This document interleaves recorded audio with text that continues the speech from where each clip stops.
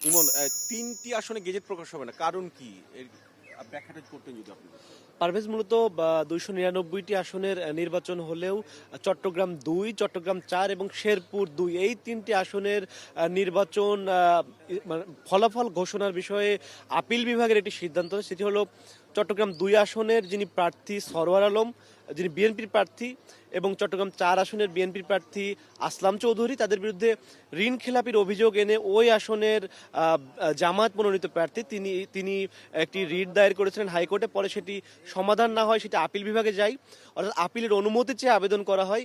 তখন আপিল বিভাগ, যেহেতু নির্বাচন ঘনিয়ে আসছিল, আপিল বিভাগ তাদের দুইজনকে নির্বাচনের অনুমতি দেয়, কিন্তু শর্ত ছিল যে ফলাফল স্থগিত থাকবে, এই আপিলের সুরাহা না হওয়া পর্যন্ত তাদের ওই আসনের ফলাফল ঘোষণা করা হবে না। এটি চট্টগ্রাম 2 ও চট্টগ্রাম 4 আসনের যে রিটটি ছিল তার প্রেক্ষিতে।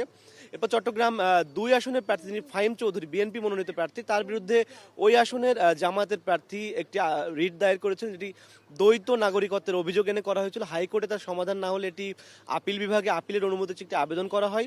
পরে সেই আবেদনটিও আপিল বিভাগ গ্রহণ করে, একই সাথে তাকেও নির্বাচনের অনুমতি দেয়। তবে এখানেও শর্তটি এটি ছিল যে এই আপিলের সুরাহা না হওয়া পর্যন্ত ওই আসনের ফলাফল স্থগিত থাকবে। সুতরাং সেই আপিল বিভাগের সিদ্ধান্ত অনুসারে আসলে চট্টগ্রাম 2, চট্টগ্রাম 4 এবং শেরপুর 2 আসনের ফলাফল স্থগিত থাকার কথা ছিল। সেটি নির্বাচন কমিশন থেকেও কিছুক্ষণ আগে জানানো হয়েছে যে এই 3টে আসনের ফলাফল আপাতত আপিল বিভাগের পরবর্তী নির্দেশনা না আসা পর্যন্ত স্থগিত থাকবে। খুব সংক্ষেপে যদি বলতেন ইমন, সেটি হচ্ছে আপনি তো ভোট কালকে কাভার করেছেন, অর্থাৎ বিভিন্ন কেন্দ্রে গেছেন। ভোটের পরিবেশটা কেমন ছিল এবং সব মিলে যদি এখন পর্যন্ত পরিবেশটা কেমন দেখছেন? আমি সকালে যে কয়েকটি কেন্দ্রে গিয়েছি, বিশেষ করে বেশ সকালে গিয়েছি, এবং ওই সময় আমি দেখেছি যে নারী ভোটারদের উপস্থিতি বেশ চোখে পড়ার মতো।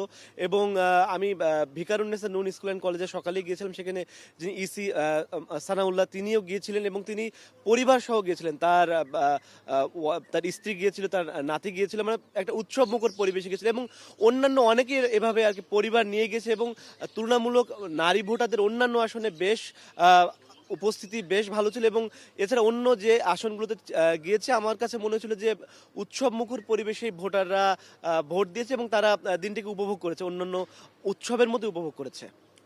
ফারাবি, সেটা হচ্ছে যে এখন পর্যন্ত যে আমরা জানতে পারছি যে ফলাফলের বিষয়টি যে দুপুরের আগে হয়তো বা হয়ে যাবে, তবে যারা নির্বাচন নিয়ে কাজ করে, নির্বাচন বিশেষজ্ঞ আছেন, তারা বেশ জোর দিয়ে বলেছিলেন যে যত দ্রুত সম্ভব ফলাফলটি যেন দেয়া হয়, কেননা যত দেরি হবে ততই বিতর্ক জমবে, তত বিতর্ক হবে। তারই অংশ হিসেবে কিন্তু আমরা দেখেছিলাম যে গতকাল জামাত ইসলামী এসে কিন্তু এই কথাটি বলে গেছেন। এই ফাঁকে একটু বলে রাখি, তা হলো যে বিএনপির চেয়ারম্যান তারেক রহমান জিতেছেন যে ঢাকা 17 আসনে, সেখানে খুব অল্প ভোটের ব্যবধানে 4,000।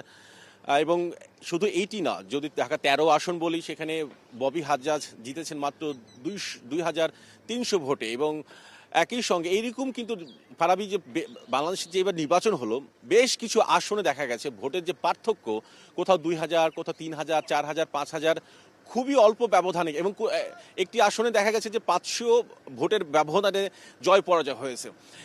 এই যে জয় পরাজয়, এর একটা বড় ফ্যাক্টর হচ্ছে এবারের পোস্টাল ব্যালট, যেটি আমরা এর আগেও আমরা যখন নিউজ করি বা স্টোরি করি, তখন কিন্তু আমরা এগুলো কিন্তু বলেছিলাম যে কোনো কোনো আসনে এবারের নির্বাচনে পোস্টাল ব্যালট দেখা গেছে যে 16,000, 12,000, 10,000 পোস্টাল ব্যালটে ভোট দিয়েছেন ভোটাররা। সেটি দেশে যারা আছেন তারাও 3 ক্যাটাগরিতে এবার পোস্টাল ব্যালটে ভোট দিয়েছেন দেশের মধ্যে, আবার বিদেশে যারা অবস্থান করছে অর্থাৎ বাংলাদেশি যারা আছেন তারাও কিন্তু।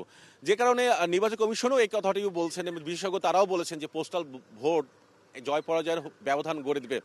সব মিলে যেটি ফারাবি বলা যেতে পারে যে অল্প কিছুক্ষণ যদিও বলছি, কিন্তু দুপুরের আগেই হয়তো বা ফলাফলের সার্বিক চিত্র এবং গণভোটের বিষয়টি এবং কাস্টিং কত হলো সেটি সব মিলে হয়তো জানিয়ে দিতে পারবো।